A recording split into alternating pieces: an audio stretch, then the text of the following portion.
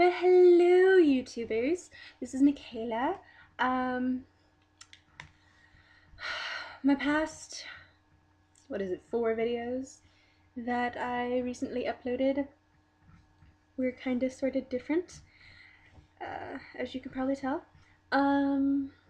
So I've kind of decided that this channel is going to be like a diary type thing, I guess. And that Off to Africa will be its own thing, and JusBU will kind of be mixed in with everything. So everything will be in one video. um, so there's my update. Oh, I got an email from someone. I have no idea who he or she is because they didn't they said basically, hi, I watch your videos on YouTube, can you help me out with something, this is my issue. But they didn't tell me who they were, so I don't know what their YouTube name is or anything. Because they sent it directly to my personal email. So so I don't know who it is, but yeah.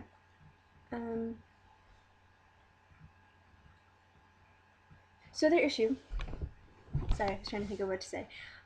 So their issue was one that I think a lot of people have issues with, and I say that because I have. They asked me how to deal with it when someone that you love loves someone else. Okay. They didn't give me any details whatsoever. They just asked, how do you deal with it when you love someone but they don't love you back?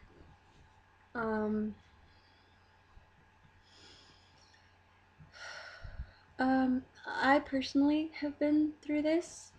I was with a guy for about a year before we broke up, and he decided, and it was kind of shocking because there was no warning or anything.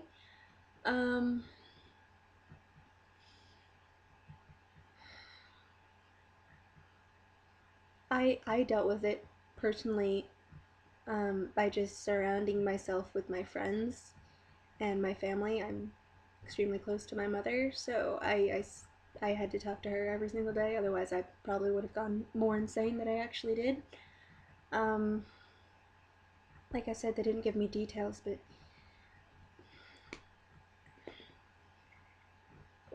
when you go through something like that, whether it's in high school or middle school or college or whatever, it's extremely painful because you have someone that you love so much, and then they basically say, I don't feel the same way about you, so I'm gonna go date this person over here, and I'm gonna fall in love with her right in front of you so you can just be in pain.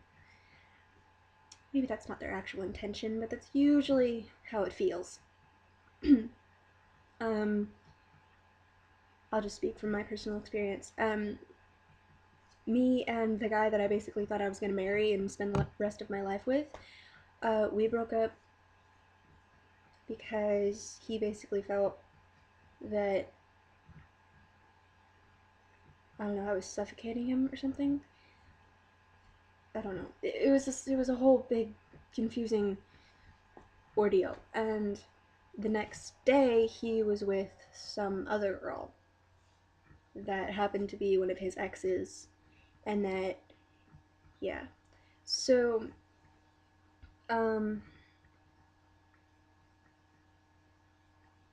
like I said, the way I dealt with it, I surrounded myself with friends and family, and I wrote about it. I kept a journal and I wrote about it.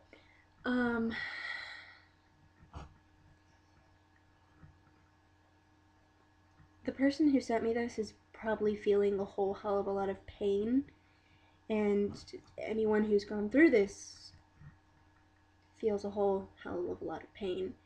This is not something you get over quickly, but in a way it helps. What helps, at least with me, what helped was, you know, I wanted him to be happy. So even if it wasn't with me, he was still happy with someone else. So the fact that he was happy helped me kind of heal, I guess. It didn't help a whole hell of a lot because he wasn't with me, so that hurt. But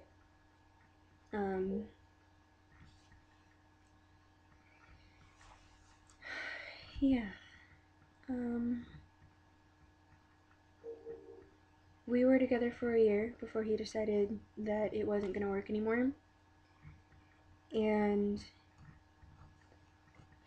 it's been over a year since we broke up, because he broke up with me February 14th of last year, and now it's March the 7th, so it's basically been a year and a month since we broke up, which is a really weird thing to process. But yeah, as you can see, I'm perfectly fine. I was in love with the guy, and I was beyond devastated when we broke up. I'm debating on whether or not to go into like more specific detail about my personal experience. What the hell? I will. A while after we broke up, I kind of went into destructo mode, destructive of myself. And, you know, I wasn't paying attention in classes, my grades dropped, and at one point, because I hung out, when I was in high school, I hung out in a teacher's classroom. So at one point, we were at lunch or something, and I just sat in the back of the room in a desk, and I just cried. And no matter, there were maybe 4 or 5 people that came up to me saying, you know, what's wrong? What can we do? What do you need us to do? You know? And I didn't know what needed to be done because I didn't know why I was reacting this way. I've always been a strong person. If something happens to me that absolutely sucks, you know, I cry for a little while, I get over it, I get on with my life. This was the first time where I actually broke.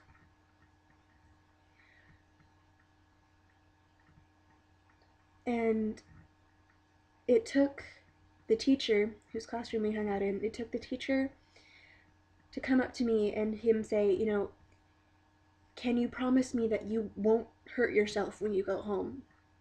And I couldn't promise him that.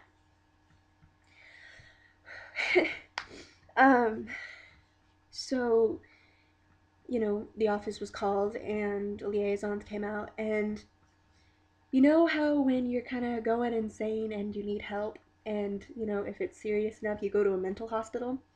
Okay. I was basically one step down from that. I went to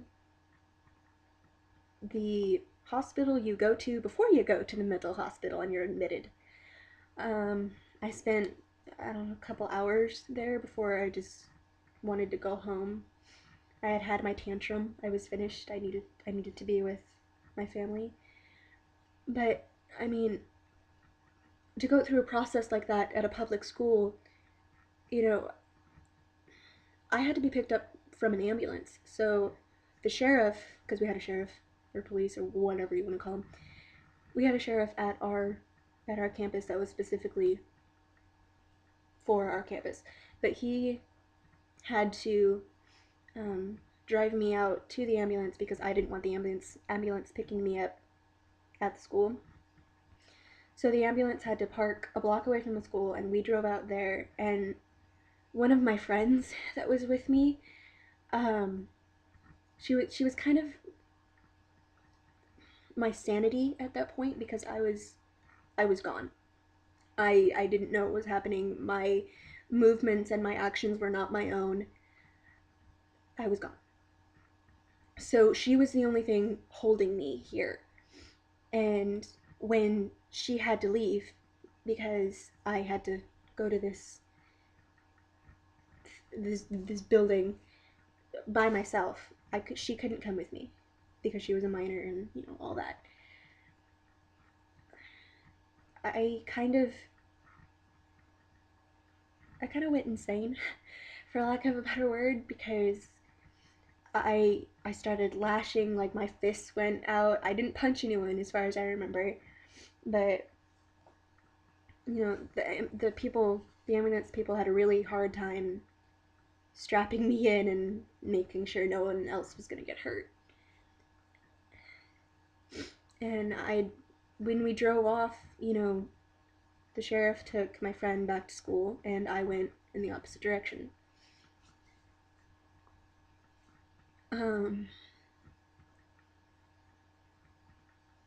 When I got there, I was still kind of in a daze. So, yeah. I don't remember a whole hell of a lot. But the reason I share that with you, I have some idea of how much it hurts. I have some idea how crazy it makes you. Because I've led a very privileged life. I've never had any real trauma until then, when the love of my life said, I don't want to be with you anymore. And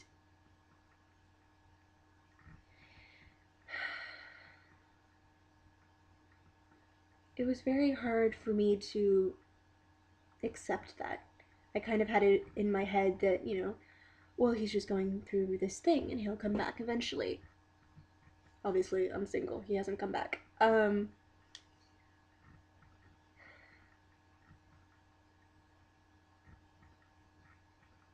The initial question was, how do you deal with it?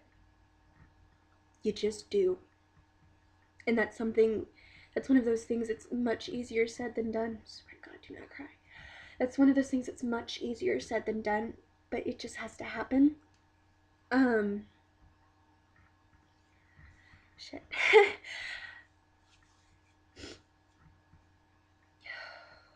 I'm crying from the memory of it because, like I said, I've always been one of these people that doesn't let things bring me down. Ask any of my friends, I'm the positive one, the ever positive one. So I think it was a shock to everyone that knew me that I just went insane, basically, for lack of a better phrase. This is not something that you will get over quickly, and it's going to be painful for a little while. It took me 6 months to think about anything else but him. Maybe until my graduation, February, March, April, May, June. We graduated in June of that year. So it basically took me until graduation to think of anything else but him and the pain that I was going through. But, graduating was kind of a rebirth. For me, it was my wake-up call that basically said, you're out of that high school now, that part of your life is over, leave everything behind, leave everything negative behind. And that helped, because I was no longer in the place that we spent the majority of our time together as a couple. I was spending more time with my friends, I was spending more time with my family, I was spending more time away from him and the places that we had been. That helped. So, another piece of advice, don't go to the places that you maybe went out on dates on, spend your time at friends' houses rather than, like, out at the movies or something. You know what I mean? Yeah, maybe. I don't know.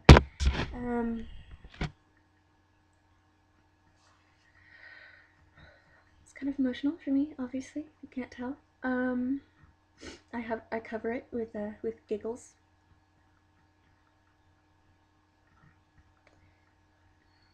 If anyone can understand, on YouTube anyway, the something that you're going through right now, especially that type of thing, anything to do with love, I probably have negative and positive experiences with it.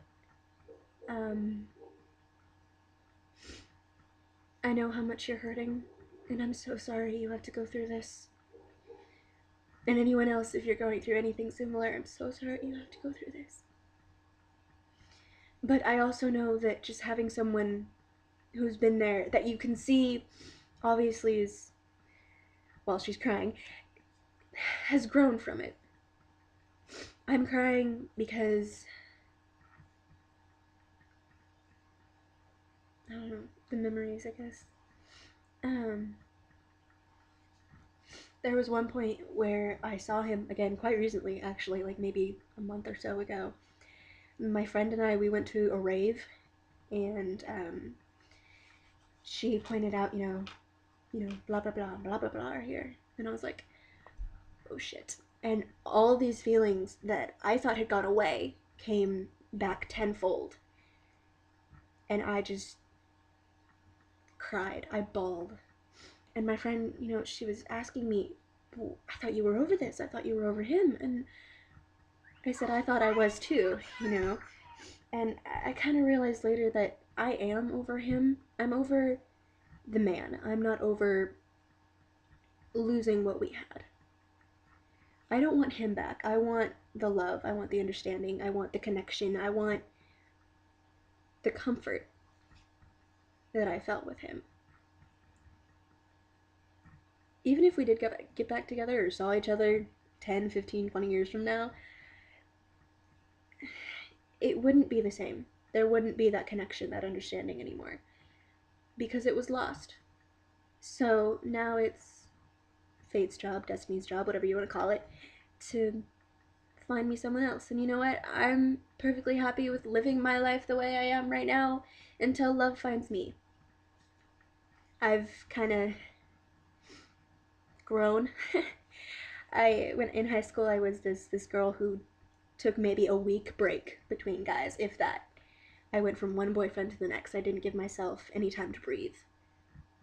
And that was my downfall. It was something that one of the very few things that I regret in my life. If I could do it over again, I would give myself space to breathe, to relax, as a single girl for a little while. Because there was maybe, altogether, there's maybe a month or two that I was single all throughout my 4 years in high school. 2 months, tops, where I was single. That's sad. You need to be single for longer than that. You need to focus on you. You need to focus on your friends. You need to focus on school. School majorly. I was focused on finding love. And I didn't. I thought I had been in love twice before I found the guy who I thought I was going to marry. And then, I felt what real love was. And even after him and I broke up, we texted each other at one point, and both of us agreed that it was real. The feelings that we felt were love, and it was real. It just wasn't meant to last. It wasn't strong enough. Fate's job now is to find me something that will be strong enough. And like I said, until that happens, I'm fine living my life single with my friends and my family. This feeling that you're going through right now, the suckishness, the depression, maybe even this insanity like I went through, it goes away. And I promise you it gets better. Because negative shit, however much of it you've been through, it makes you stronger.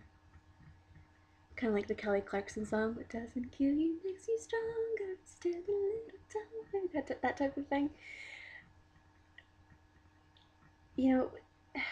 Is what you're going through suckish? Oh, hell yes.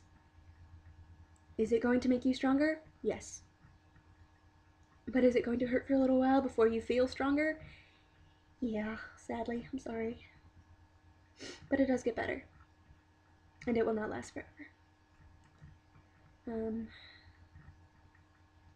I wish I knew your username, whoever sent me that email, so I could, tell you. But I also understand probably why you didn't want me saying it, so you could be, anonymous and not have anyone know. That I understand. I get that totally. if you're watching this, I'm sorry that you're going through this. I apologize profusely for fate being bitchy. Pardon my French.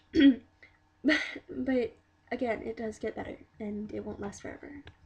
Surround yourself with friends, family, and things you love to do, and your mind will go off of him or her. I don't know if you're a boy or a girl, or if you're lesbian or gay. I don't know. So your mind will go off of him or her if you just keep your mind busy. Easier said than done, but it can happen. It is not impossible. You will get through this, and you will grow from it. So yeah.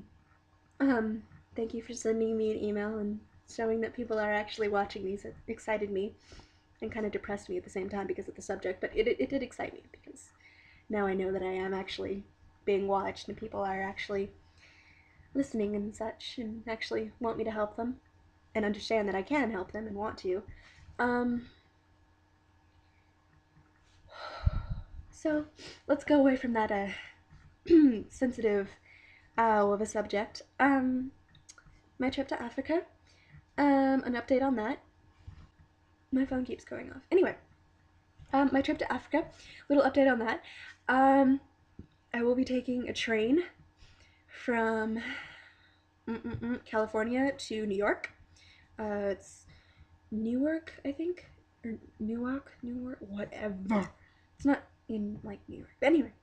So I'm taking a train from there to there, and then I'm flying out from New York to go to Johannesburg because it is so much cheaper that way, by like $2,000, by like $1,000, $2,000. So I'm gonna be on a train for like 3 days, I think.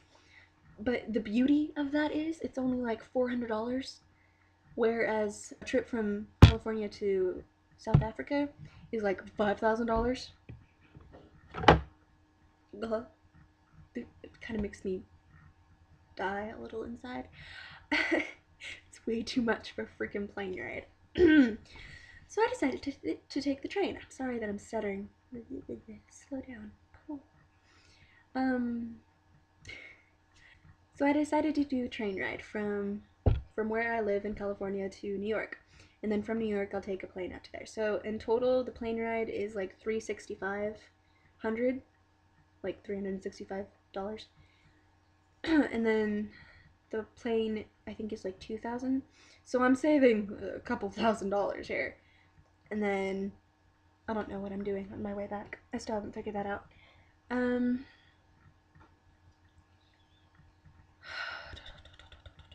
This is my crystal. It's so pretty. On a completely, totally unrelated piece. Yeah, I think that's it, actually. Having a little bit of trouble with money at the moment, because I don't have a job yet. I've applied to so many places. Anyway, but I don't have a job yet, so money to actually pay for all this is kind of low. I do have some like a portion of what I need, but I need more. My mom, when I told her about my vlog, she's like, "You should put a PayPal thing on your channel so people can send you money." And I was like, "Right, because people are going to send money to a girl that they don't even know, so they can go on a trip that they don't get to go on." Yeah, that works. Plus, I don't even have a PayPal, so yeah. Anyway, but so yeah, money's an issue, but I'll get that figured out. And I think that is it. So, person who sent me an email, thank you for trusting me with your issues, and I hope I helped. Go check out my channel, ask me questions, more questions. Thanks for watching. Bye.